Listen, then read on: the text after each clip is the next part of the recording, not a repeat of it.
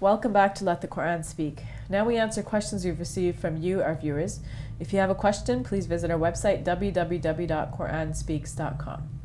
Okay, Brother Shabir, the first question is about the Muslim idea that God created the human race from Adam and Eve. So the person is asking, how is it possible to create the human race from a single pair of individuals? Well, this is not impossible.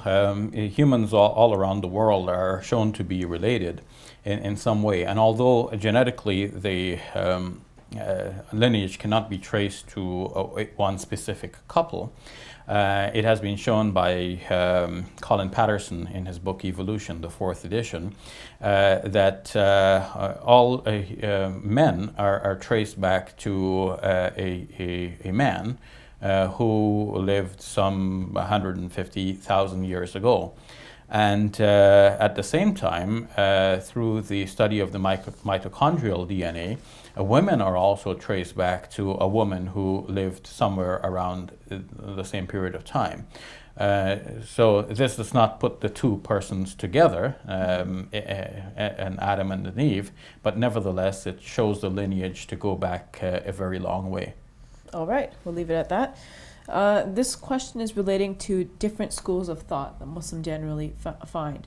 And the person is asking, should Muslims follow the Quran and the Sunnah and the Hadith that we're referring to in particular, or should they follow the different schools of thought? Should they pick a school of thought and follow that? Okay, let me explain what are these schools of thought. To begin with, what is the difference between Sunnah and Hadith? A Hadith is a certain report about the Prophet Muhammad, peace be upon him, about something he said, he did, or something that happened in his presence. The Sunnah is referred to as a sort of practice of the Prophet, peace be upon him, and that is derived from the information which is contained in those snippets of reports, those hadiths. So generally Muslims think we should follow the Quran because that's the book of God, and we should follow the Sunnah because that is the example of the Prophet Muhammad, peace be upon him. He showed us practically what to do and how to do it. It seems very straightforward. This is our basic guide. Yes. At the same time, both the Quran and the Sunnah require some kind of interpretation. So they have been great interpreters in the past. They have been Quranic commentators. And in terms of giving us the precise ruling on certain detailed questions of Islamic law, there have been certain great Muslim scholars who have many followers, and their followers altogether are considered to be like a certain school. So this is the school of Imam Abu Hanifa, this is the school of Imam Shafi'i, and then there are two other schools as well, Malik and Ahmad bin Hanbal. It so happened over time that Muslims became comfortable with these four schools and thought that all Muslims should follow one of these four. And hence this is the question, should we or should we not really? Well, the basic requirement is to follow God as demonstrated in the life example of the Prophet Muhammad, peace be upon him, but we cannot escape the need for interpreters. So if you need an interpreter, then yeah, you go through one of the interpreters. But if you have the acumen to deal with the Quran and with the life example of the Prophet, peace be upon him, directly, then your first obligation is to follow the book of God and the life example of the Prophet, peace be upon him. All right, we'll leave it at that then. And this is a person who runs a transport business and is told that sometimes they're transporting alcohol. So they're wondering if that's a problem for them. Yes and no. Yes, it is a problem because basically a Muslim does not want to carry anything objectionable from given the dictates of our faith, and certainly it is prohibited to drink alcohol, and one should not be part of a process that makes this ready for consumption, because it is a bad thing. The no part is that well, you're in a situation where you cannot control this. You're a transport company, you'll be asked to transport a number of things. Some things will be so objectionable that you should say right from off the bat, no, I cannot be any part of that. But some things lead indirectly to the evils. So you have to, in a way, say, well, okay, this is not the evil itself directly, or it's not going to cause so much of a great harm in terms of the perspective, like putting things in perspective. There's a great deal of difference between carrying a gun that will be used to kill somebody and carrying an alcohol with a bottle of alcohol which somebody may drink, and then he may either go to sleep and wake up sober in the morning, or he may then beat his wife as a result. So we don't know which it's going to be. So there's some vagueness. But if we know that we're taking this gun to somebody who's going to kill somebody with it, then that's terrible because the result is so direct and immediate and clear.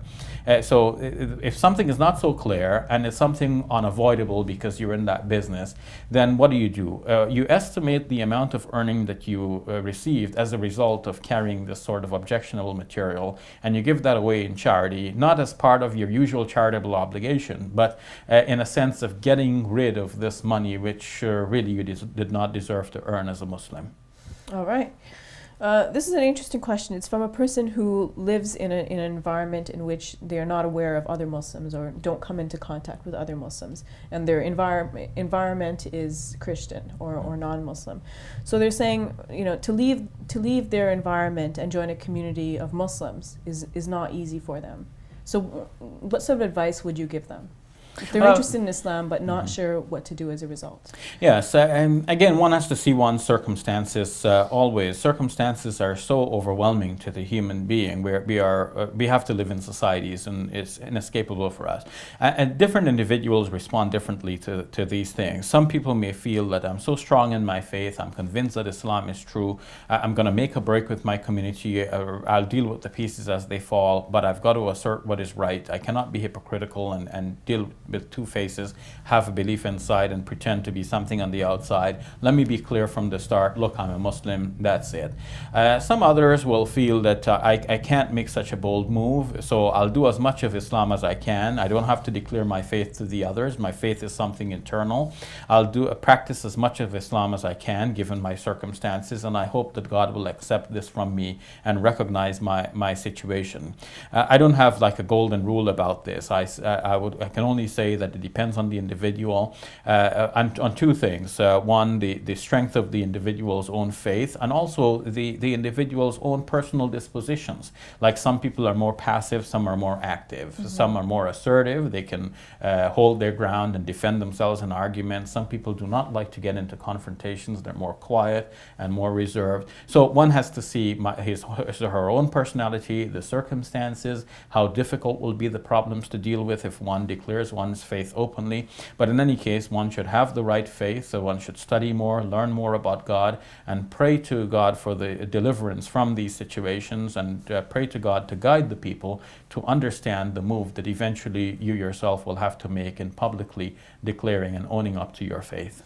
All right, thank you for that, Brother Shabir. You're welcome. That's all the time we have. For updates, additional information, please visit our website, www.quranspeaks.com. And do write to us because your comments and questions help guide the show.